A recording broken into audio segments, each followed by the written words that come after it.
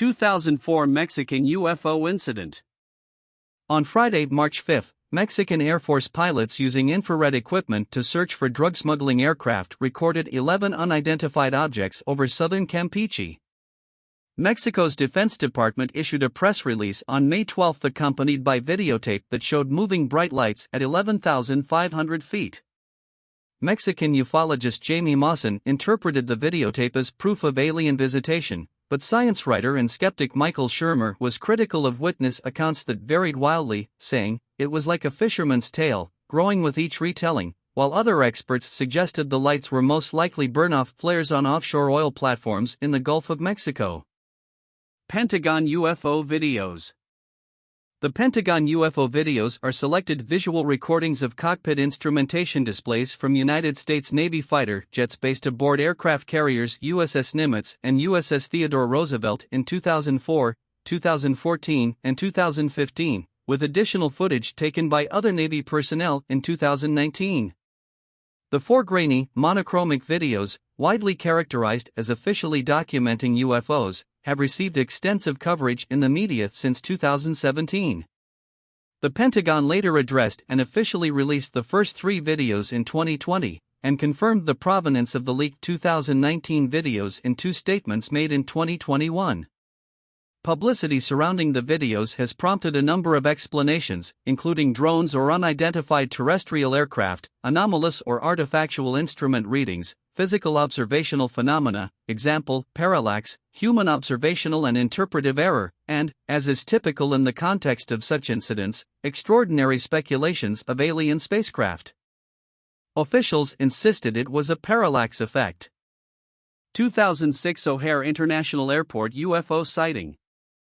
At approximately 16:15 Central Standard Time on November 7, 2006, federal authorities at Chicago O'Hare International Airport received a report that a group of 12 airport employees were witnessing a metallic, saucer-shaped craft hovering over Gate C-17.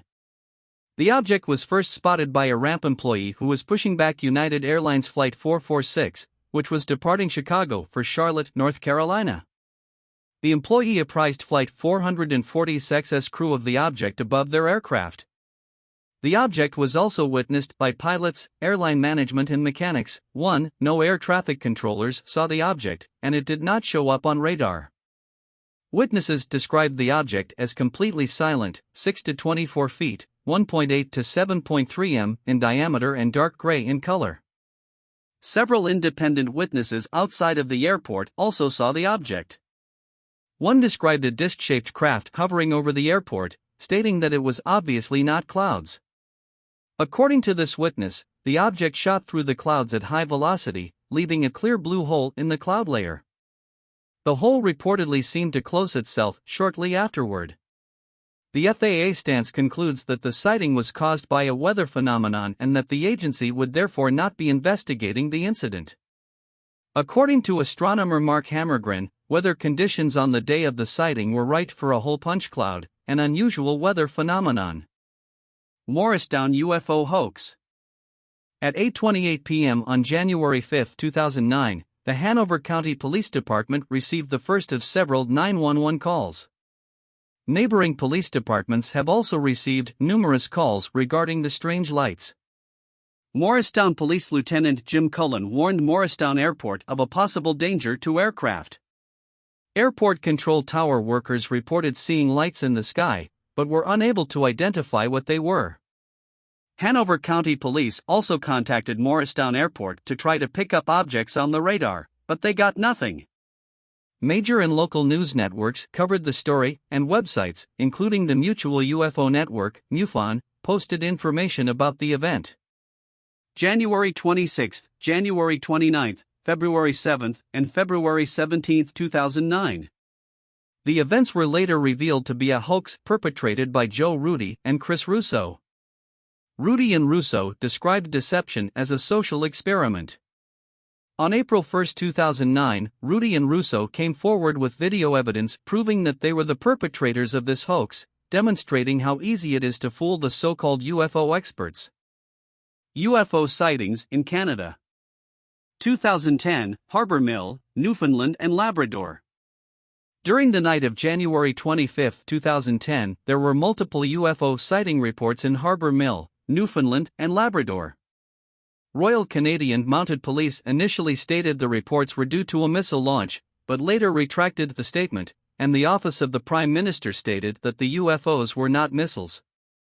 Due to Harbour Mill's proximity to Saint-Pierre and Miquelon, residents suspected French military activity, an assumption which was dispelled by an official statement by the French government confirming there was no military activity taking place during the reported incident.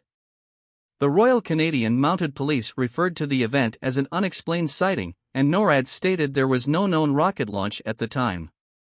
The event prompted Member of Parliament for the constituency Harbour Mill was in at the time, Humbert St. Barbe Bayvert MP Jerry Byrne to press the government for further information regarding the incident and criticised the Conservative government on its lack of transparency.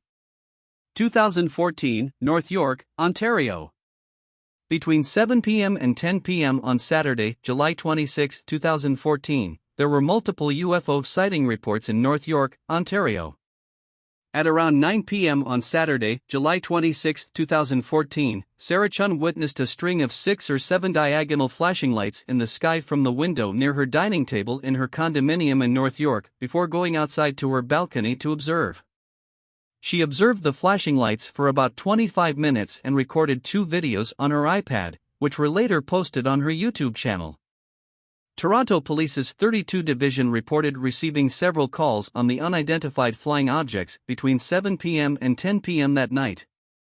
Several police officers witnessed the lights, and one Toronto police officer who saw one of the lights speculated that it was a quadcopter launched from a building, but did not investigate while he was on bike patrol. The event was witnessed by many people, including Roxana Malecki, a local musician, who had exited a movie theater due to a fire alarm and who had posted a video to her Facebook account. Sebastian Sishan, a resident of North York, reported that he was entertaining guests while barbecuing on his balcony and took a photo at 4:18 p.m. He and his guests came back out later at around 8:40 p.m. and saw the lights, but he lost all internet connection while recording the video on his phone. It was also reported that there were some minor power outages in Toronto, including at the subway station in North York, and at the Cineplex movie theater, which briefly tripped the fire alarm. Further photographs and a video from another location in North York were also reported.